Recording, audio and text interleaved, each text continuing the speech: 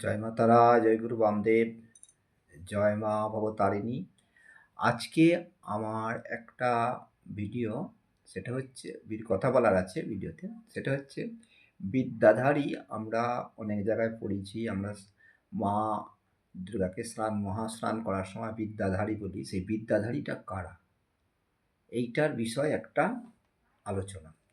বিদ্যাধারী হচ্ছে কাদেরকে বলা হয়। এবারে আমরা অভিধান খুঁজে পাই যে বিদ্যাধারী মানে দেবজনই বিশেষ। কিন্তু আরেকটা বিষয়, বিদ্যাধারীর বাস কোথায়, বিদ্যাধারী কোথায় থাকেন। বিদ্যাধারী হচ্ছে স্বর্গে না পৃথিবীতে, তার মধ্যস্থলে বাস, তারাই হচ্ছে বিদ্যাধারী। আর বিদ্যাধারীরা হচ্ছে মঙ্গলকামী, তারা অন্তত আকাশে গমন করেন। আর একটা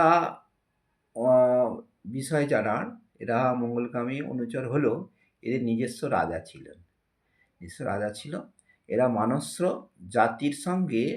মানুষের জাতির সঙ্গে বিবাহ সম্বন্ধ স্থাপন